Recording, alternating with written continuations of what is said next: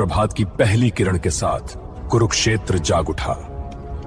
धरती पर फैली धूल मानो आने वाले युद्ध की गवाही दे रही थी।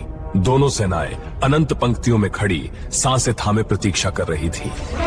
और फिर वह क्षण आया। दुर्योधन अपनी अपार सेना के सम्मुख अडिग और गर्व से खड़ा था। हाथियों की गर्जना, रथों की ध्वनि और सुसज्जित पंक्तियां युद्ध की गंभीरता को और गहरा कर रही थी। हर सांस, हर कदम आसन्न संग्राम की अग्नि को महसूस कर रहा था। और फिर पिता धर्मराज युधिष्ठिर शांत मुख से अपनी सेना को निहार रहे थे।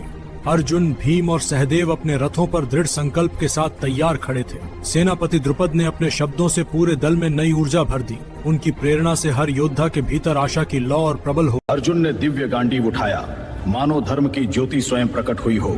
श्री कृष्ण रथ की लगाम संभालते हुए स्थिर और जगतगुरु समान प्रतीत हो रहे थे। घोड़ों की टापों ने धरती को हिला दिया और मिट्टी आकाश तक उछलने लगी। अर्जुन की आंखों कम पितामह भीष्म रथ पर खड़े प्रचंड ऊर्जा से धनुष चढ़ा रहे थे और क्षण मात्र में प्रलय की तरह उनके बाण आकाश में फैल गए। आकाश तीरों से भर उठा, मानो स्वयं समय बाणों में बदल गया हो। पांडवों की अग्रिम पंक्तियां इस प्रहार से बाद भीम अपनी विराट गदा उठाकर रणभूमि की ओर बढ़े और उनके हर प्रहार ने कौरव सैनिकों को तितर-बितर कर दिया। उनकी गदा मानो पर्वतों की चोट थी जिसे कोई सह न सका। भीम की गर्जना रणभूमि में गूंज उठी, मानो वह संपूर्ण युद्ध को ही शूर होते हुए भी अभिमन्यु अजय साहस के साथ रथ बढ़ाता आया। उसने तीरों की ऐसी वर्षा की कि कई योद्धा क्षण भर में चौंक उठे। हर प्रहार में उसकी युवा ऊर्जा और दिव्य फुर्ती झलक रही थी और उसकी यह ज्वलंत शक्ति पांडव सेना में नया अर्जुन ने पितामह भीष्म की ओर घातक बाण छोड़ दिए। तीरों की टक्कर से मानो चिंगारियां आसमान में नृत्य करने लगी। अद्भुत है तुम्हारा कौशल पार्थ। भीष्म ने उसे प्रशंसा भरी दृष्टि से देखा और फिर अपनी अद्वितीय निपुणता से दुर्योधन असंतोष से भरा हुआ पितामह के समक्ष पहुंचा। पांडवों पर और कठोर प्रहार चाहिए पितामह। उसकी अधीरता रणभूमि की धूल जितनी घनी थी। आज पहला दिन है, विजय धैर्य से आती है। भीष्म की वाणी में अनुभव का भार था। उत्तर सुनकर द्रोण, कृप, शकुनी और कर्ण चारों महावीर एक साथ आगे बढ़े और उन्होंने एक साथ पांडव मोर्चे पर प्रचंड आक्रमण कर दिया।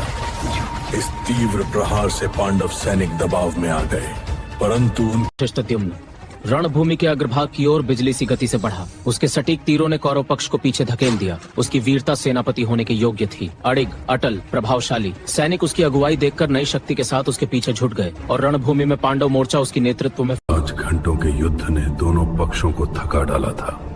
आकाश के किनारों पर सूर्य ढलने लगा। युद्ध की आग धीमी पड़ती गई, पर तनाव अभी भी जीवित था। थके कदमों के साथ सेनाएं धीरे धीरे पीछे हटने लगी, पर रणभूमि जानती थी। रणभूमि ने अपने घायल पुत्रों को कराहते हुए वापस भेजा।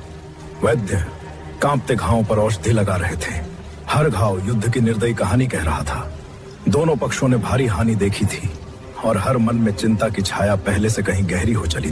दिन भर की भीष्म संग्राम यात्रा के बाद मौन में युद्ध का मूल्यांकन कर रहे थे।